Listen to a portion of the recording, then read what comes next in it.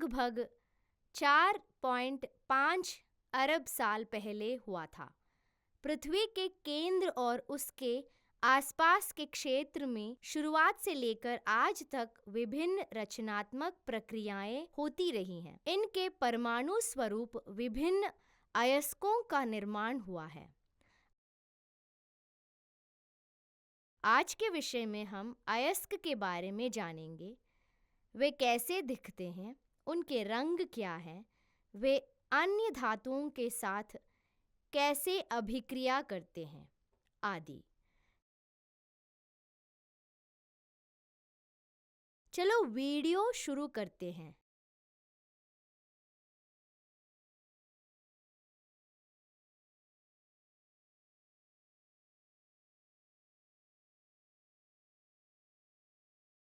सीखने के परिणाम। आज के पाठ में हम निम्न के बारे में जानेंगे: धातु के भौतिक गुण, गैर धातु के भौतिक गुण, धातु के रासायनिक गुण। मुख्य शब्द: निंदनीय, तन्य, सुस्वनिकता, उपधातु, अम्लराज, आयनिक। यह आज के पाठ का अवधारणा मानचित्र है।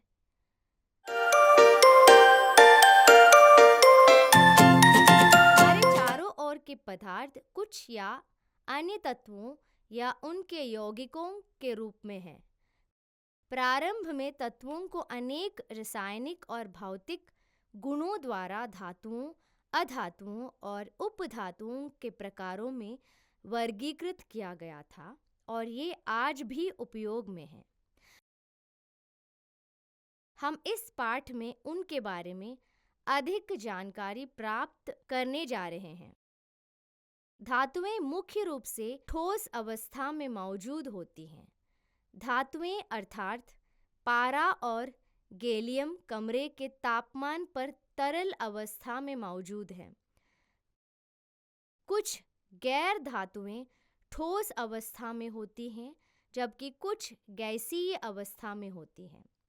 ब्रोमीन एकमात्र गैर धातु है जो तरल अवस्था में उपस्थित है। धातुओं में चमक होती है।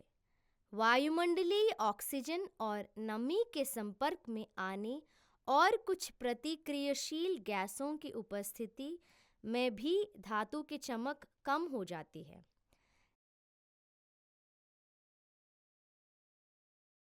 गैर धातुओं में चमक नहीं होती है, लेकिन आयोडीन अपवाद है क्योंकि इसके क्रिस्टल चमकदार होते हैं। हम जानते हैं कि धातुओं में तन्यता और आघात वर्धनीयता जैसे गुण होते हैं। तन्यता वह गुण है जिसके द्वारा धातु को पतले तार में खींचा जा सकता है और धातु को एक पतली चादर में पीटने पर आघात वर्धनीय कहा जाता है। गैर धातु में आघात वर्धनीयता और लचीलापन का गुण नहीं होता है। इस प्रकार सभी धातुएं ऊष्मा और विद्युत की सुचालक होती है। गैर धातुएं बिजली और गर्मी के बुरे संवाहक हैं। ग्रेफाइट कार्बन का एक अपरूप एक अपवाद है क्योंकि यह बिजली का एक अच्छा चालक है।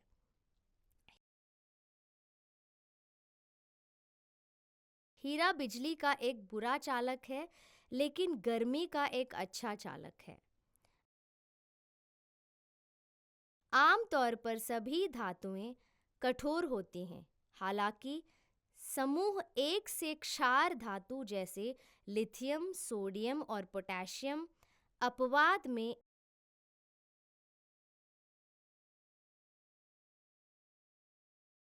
इन धातुओं को चाकू से काटा जा सकता है क्योंकि वे बहुत नरम होते हैं। गैर धातुओं कठोर नहीं है। हीरा जो कार्बन का एक अपरूप है, अपवाद है। हीरा सबसे कठोर प्राकृतिक पदार्थ है।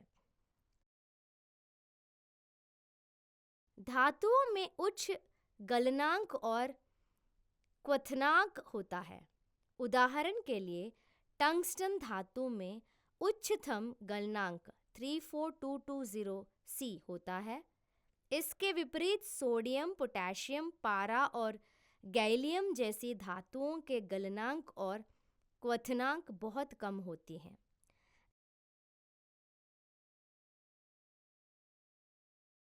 गैर धातुओं में गलनांक और क्वथनांक कम होते हैं। कुछ धातुओं से टकराने पर ध्वनि उत्पन्न होती है। इसे सुस्वनिकता कहा जाता है। धातुओं को सोनोरस धातुओं के रूप में जाना जाता है। गैर धातुओं में सुस्वनिकता का गुण नहीं होती है। धातुएं प्रतिक्रियाशील होती हैं। वे आसानी से विद्युत धनु को खो देते हैं और सकारात्मक रूप से चार्ज किया गया आयन बन जाते हैं। इसलिए धातुओं को विद्युत धनात्मक तत्व कहते हैं। उपरोक्त प्रत्येक धातु के नमूनों को चिमटे अथवा स्पैचुला की सहायता से बर्नर की ज्वाला के शीर्ष पर रखिए।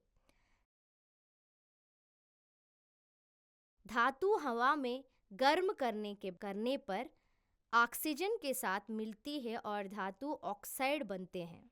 सोडियम और पोटेशियम बहुत प्रतिक्रियाशील धातु है।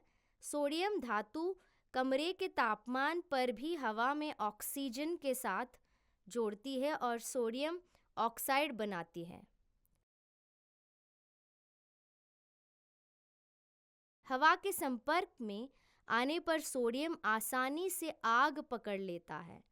इसलिए प्रयोगशाला या अन्य जगहों पर दुर्घटनाओं को रोकने के लिए इसे मिट्टी के तेल में रखा जाता है। कुछ धातुओं के ऑक्साइड पानी में घुलनशील होते हैं। वे क्षार बनाने के लिए पानी के साथ प्रतिक्रिया करते हैं।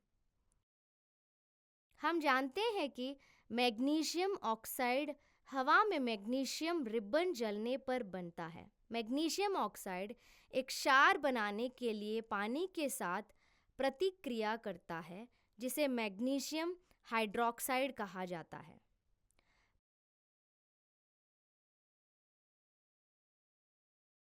प्रत्येक धातु का एक एक टुकड़ा ठंडे जल से भरे अलग अलग बीकरों में डालिए। सोडियम और पोटेशियम धातुएं पानी के साथ तेजी से और सख्ती से प्रतिक्रिया करती हैं और हाइड्रोजन गैस को मुक्त करती है। दूसरी ओर कैल्शियम धीरे धीरे और कम सख्ती से पानी के साथ प्रतिक्रिया करता है। इस प्रतिक्रिया में जारी हाइड्रोजन गैस बुलबुलों के रूप में धातु की सतह पर इकट्ठा होती है और धातु पानी पर तैरती है।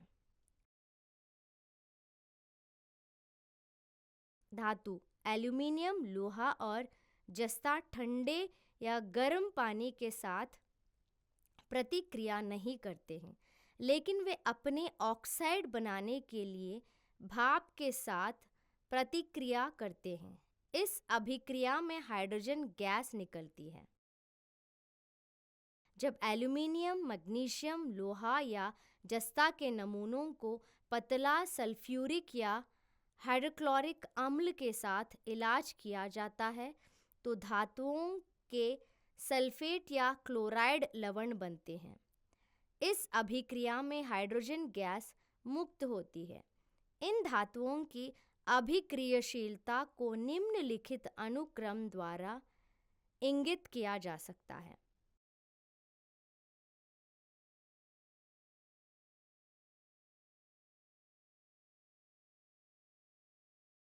नाइट्रिक अम्ल के साथ धातुओं की प्रतिक्रिया में धातुओं के नाइट्रिक लवण बनते हैं। नाइट्रोजन के विभिन्न ऑक्साइड N2O, NO, NO2 भी नाइट्रिक अम्ल की सांद्रता से बनते हैं।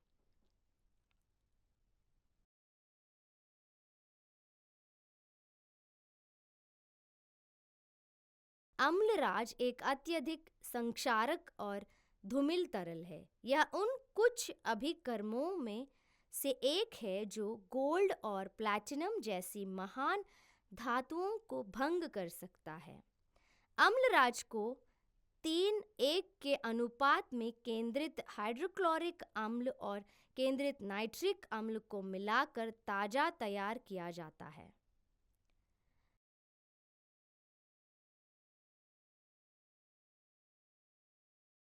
नोबल गैस जैसे हीलियम, नियॉन और आर्गन रासायनिक प्रतिक्रियाओं में भाग नहीं लेती है।